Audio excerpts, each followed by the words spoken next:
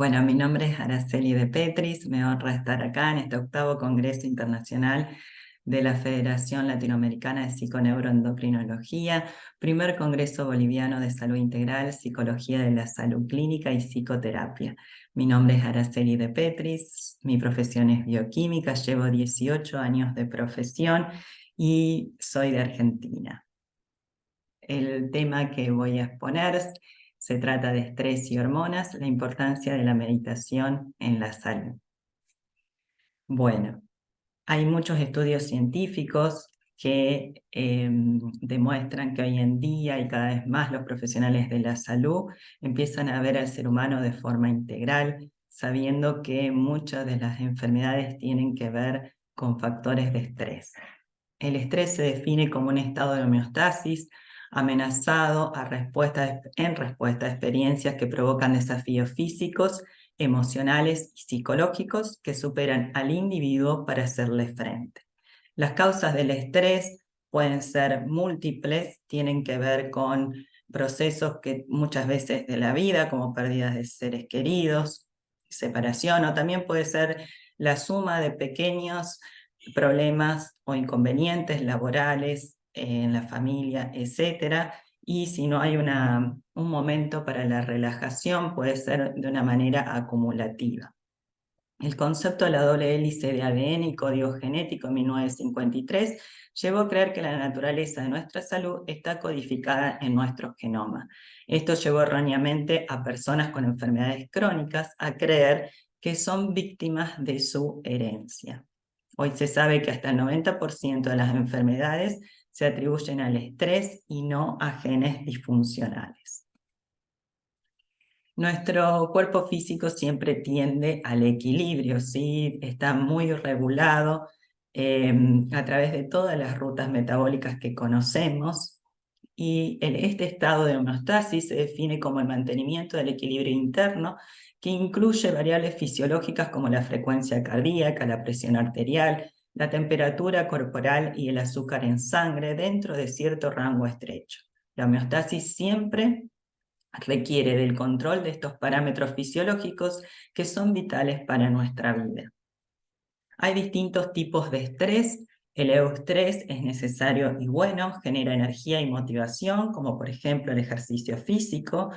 Existe también un estrés tóxico o agudo, el cual se le atribuye generalmente, que es el estrés del momento, y se puede atribuirle patologías como el bruxismo, la hiper o hipotensión. Tienen que ver también con las palpitaciones, el dolor de pecho, las cefaleas. El estrés tóxico o crónico, ¿sí? Se produce cuando el funcionamiento endógeno tiende a la sobrecarga que producen desarreglos. Ahora, como lo vamos a ver de una manera más explicativa, generalmente se produce, como tiende siempre al equilibrio en nuestro cuerpo, muchas veces tiende al equilibrio, después se produce una carga alostática que ya no puede más regular, y entonces puede producirse problemas cardiovasculares, enfermedades como cáncer, todas las enfermedades inflamatorias como autoinmunes, lupus, artritis reumatoidea, asma, diabetes, síndrome metabólico, depresión y ansiedad. La respuesta al estrés se genera ante un estímulo recibido como amenazante, que puede ser real o imaginario. El ser humano está hecho para estar en la naturaleza. El hombre primitivo lo que hacía, se creó este sistema este eje de hipotálamo, hipófisis suprarrenal, donde se liberan este eje de hormonas que permitía ponerse a salvo al ser humano. Se activaba toda esta cascada de hormonas para que llevara todo lo que es la oxigenación, la circulación, mayor irrigación sanguínea, lo que es músculos de miembros inferiores y superiores, para poder el ser humano ponerse a salvo, por ejemplo, de un animal que quería cazar o que quería huir.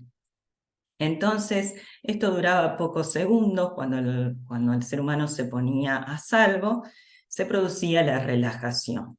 Hoy, entonces, en cuanto a toda esta suma que tenemos que puede ser acumulativo de estrés de trabajo, de de familia y no darnos esos momentos para la relajación, hace que, por ejemplo, nos pongamos a comer estando en un estado estresado donde la mayor irrigación sanguínea se encuentra en nuestros miembros, en nuestra musculatura de miembros inferiores y superiores, y no teniendo, por ejemplo, el aparato digestivo preparado para ingerir alimentos. Entonces, ante un estímulo que puede ser real o imaginario, se activa el sistema de alarma y manda una señal rápida a través del sistema nervioso simpático, y a través del hipotálamo se libera la hormona liberadora de corticotropina, que estimula la hipófisis, que libera la hormona adrenocorticotropina, estimulando la glándula suprarrenal para la liberación de cortisol. El cortisol, como sabemos, tiene funciones vitales, actúa en muchas rutas metabólicas, donde las más conocidas tienen que ver con el metabolismo de la glucosa y la reducción de la respuesta inmune. Entonces, la frecuencia cardíaca generalmente aumenta ante el estrés, el azúcar en sangre, también puede aumentar la coagulación sanguínea y el apetito por alimentos hipercalóricos, y puede ser una de las causas que hoy tiene la población como problema que enfrenta la población mundial, que es el sobrepeso. El estrés es una respuesta adaptativa que moviliza las reservas del organismo, facilita la captación de energía por parte de la musculatura, eleva el tono cardiovascular para transportar más deprisa el oxígeno, y se suspenden actividades no esenciales como el crecimiento.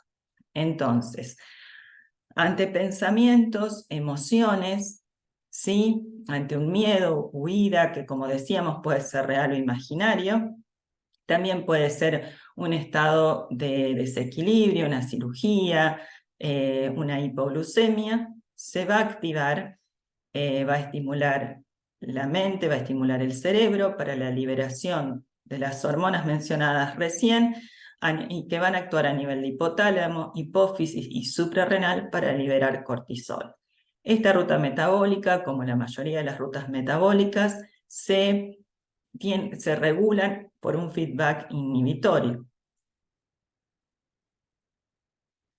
Entonces, estas son figuras que nos muestran cómo la mayor irrigación sanguínea van a miembros inferiores y superiores, y nuestros órganos vitales no tienen esa oxigenación.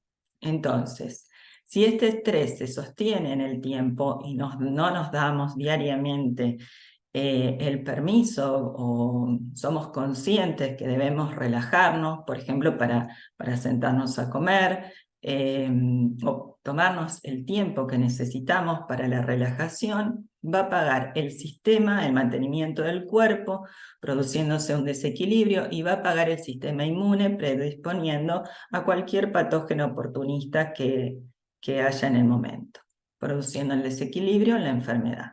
Entonces, el estrés sostenido en el tiempo acumula una tensión interna, que también es llamada carga alostática. Si no reciclamos nuestras respuestas emocionales de una manera saludable, apaga el mantenimiento del mismo y deprime el sistema inmune. Como estudió la doctora Kandamper, demostró que la mente actúa sobre el cerebro, liberando neuropéptidos o emociones, y cada célula de nuestro cuerpo tiene receptores para esos químicos. ¿Sí? Ante pensamientos repetitivos y prolongados en el tiempo, el cerebro se puede volver adicto a estos químicos. Entonces va a generar las mismas imágenes, los mismos pensamientos, las mismas emociones, o tal vez más, para mantener este nivel de químicos sosteniéndolo en el tiempo. ¿Puede entonces la mente impactar en la biología? Si el subconsciente almacenó creencias no saludables frente a determinadas circunstancias, se reaccionará activando el sistema nervioso simpático, activando la producción de cortisol. También va a haber liberación de noradrenalina y adrenalina, que pueden ser las causantes del aumento de la presión arterial. Se activará también la expresión de genes de la inflamación a través de la ruta NFKB, lo cual en forma sostenida crea un medio ambiente propicio para desencadenar cualquier tipo de desequilibrio o enfermedad. Entonces, ante la liberación de cortisol, hay un receptor que se une, se activa toda una cascada que va a activar a nivel nuclear de la célula la expresión de genes inflamatorios, liberándose citoquinas inflamatorias. Estas citoquinas, las interleuquinas 1 y 2, sostenidas en el tiempo debido a esto que puede ser nuestra historia personal, los pensamientos, los sentimientos, las imágenes y las emociones. Todo esto va a activar y si sostiene en el tiempo, vamos a tener un estrés crónico que hace que el sistema inmune se desregule, generando un estado proinflamatorio, causante de todas las enfermedades autoinmunes y también va a estar expuesto a patógenos oportunistas. El estrés crónico produce también el acortamiento de los telómeros en los cromosomas, acelerando el envejecimiento celular. El estrés inhibe una telomerasa que hace que cuide estos, que va haciendo todo un proceso y favorece a que los cromosomas mantengan estos telómeros. Al inhibir esta telomerasa, los telómeros se van acortando y el acortamiento de los telómeros produce un aceleramiento del envejecimiento celular. A través de esta ciencia, la epigenética demuestra cómo los factores ambientales influyen en el ADN. Me parece de suma importancia que llegue a toda la población estos conocimientos que tienen que ver con cómo estos factores en el medio ambiente pueden influir en la producción de proteínas, como lo demostró el doctor Bruce Lipton, a nivel celular,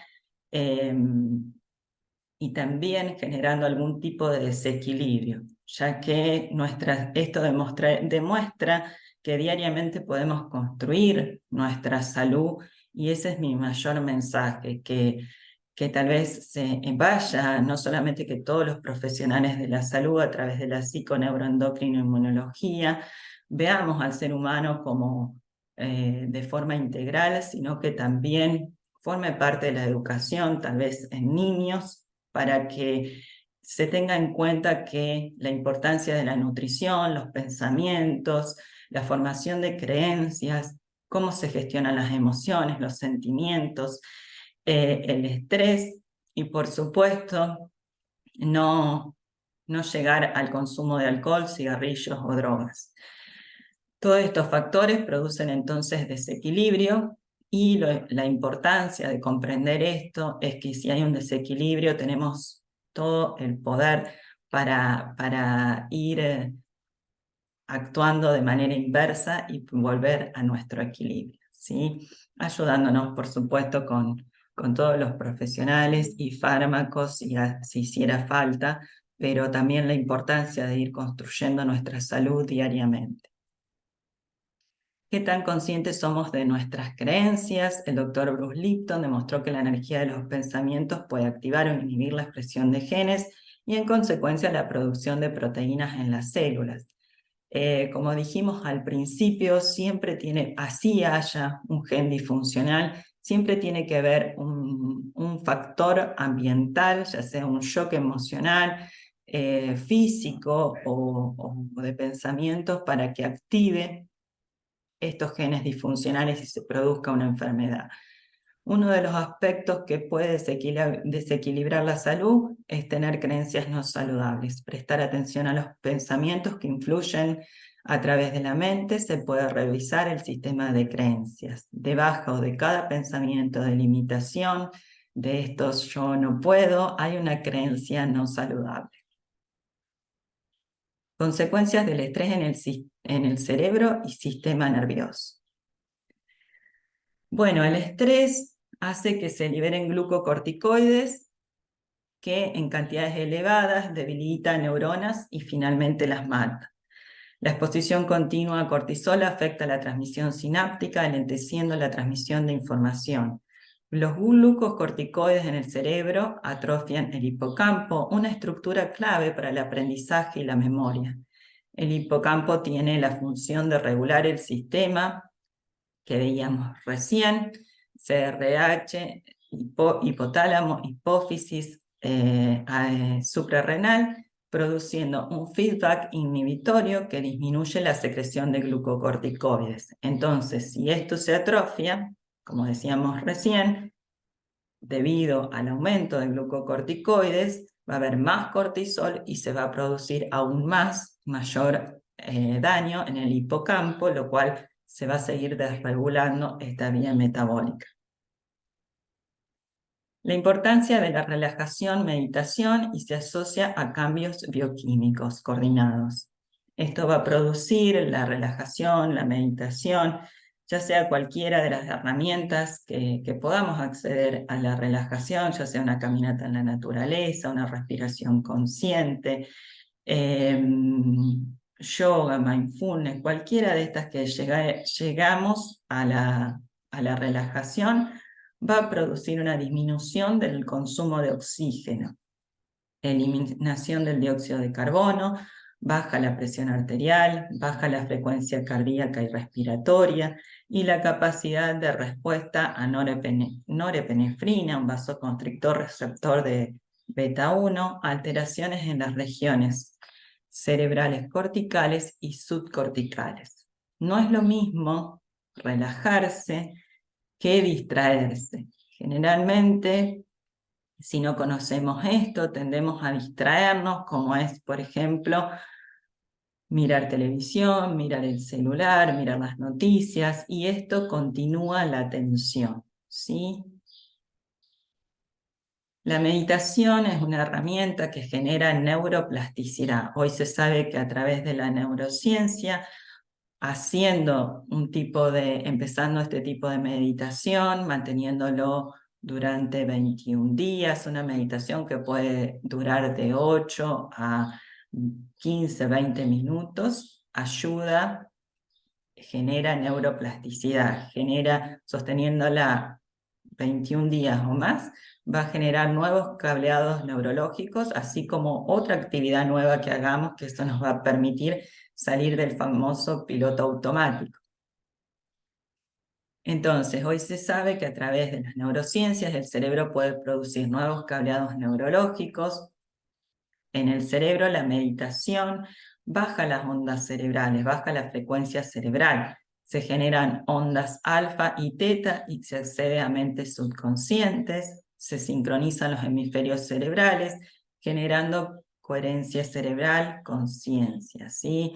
Generalmente nosotros, si no hacemos una relajación consciente, vivimos en un estado de vigilia donde las ondas cerebrales están de 13 a 39 Hz, que son las ondas beta. La meditación empieza a bajar esas ondas cerebrales a 7, 13, que son las llamadas alfa. Con una meditación más profunda se generan estados de salud, ya con las ondas alfa también. Es una meditación más profunda, donde la mente está consciente, y son las ondas teta de 4 a 7 Hz.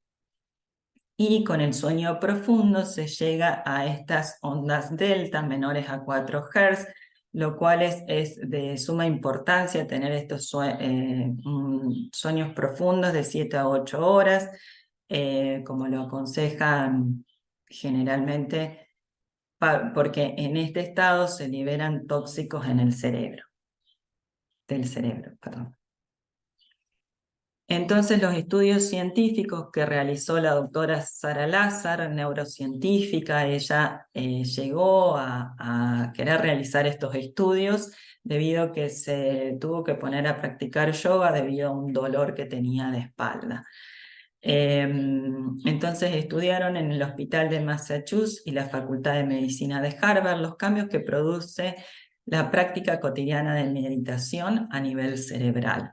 Ella vio, después de un tiempo de realizar yoga y meditación, que había cambiado su forma de percibir, había aumentado su empatía, su compasión por ella y por los demás. Entonces pensó que algo tenía que ver con estas prácticas que estaba haciendo, que no solamente le habían ayudado a su dolor en la espalda.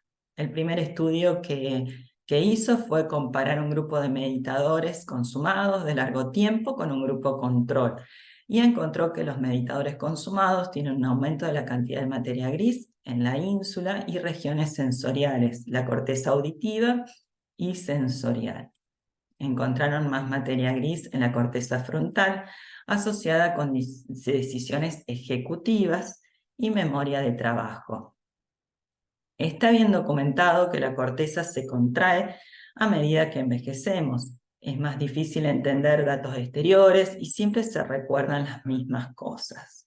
Lo que ella observó en estos meditadores consumados, que en la región de la corteza prefrontal, los que llevaban meditando más de 50 años tenían la misma cantidad de materia gris que los que tenían 25 años. Entonces decidió realizar un segundo estudio científico en el cual tomó un grupo de personas que nunca había meditado y lo comparó con un grupo control. A un grupo le dio un programa de reducción de estrés de 8 semanas basadas en mindfulness, donde cada uno tenía que meditar.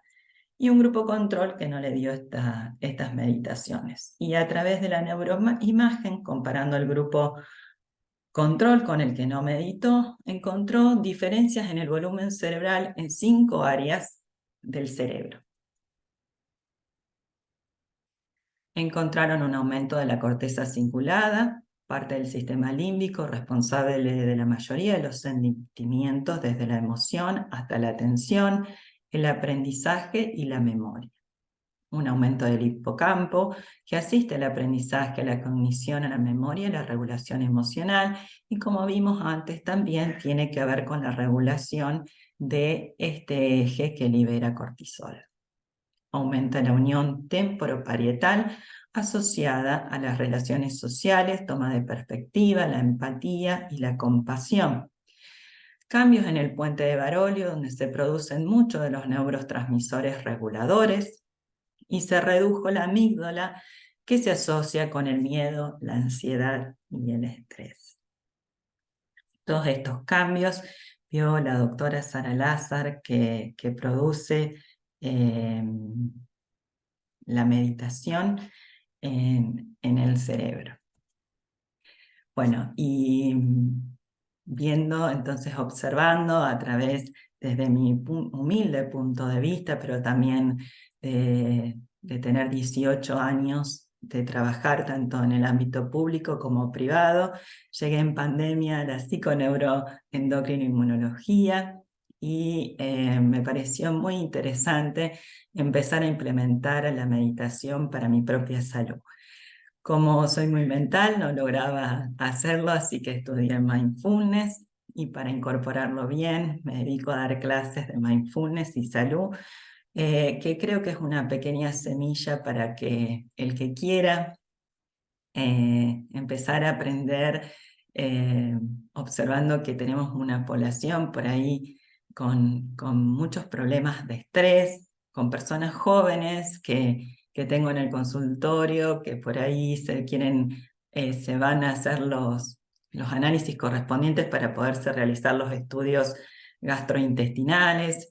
Creo que hay un desconocimiento por ahí de la biología que, como dije anteriormente, debería estar ser parte de la educación desde de los niños pequeños, para que le incorporen todos estos factores medioambientales que influyen en la expresión de proteínas en las células y finalmente en los genes. Entonces, me parece fundamental que nos empecemos a abrir más a estos conocimientos, a conocer que la biología funciona perfectamente y que la podemos ayudar a construir si tenemos en cuenta una alimentación consciente, realizar ejercicio físico, gestión de pensamientos y emociones saludables.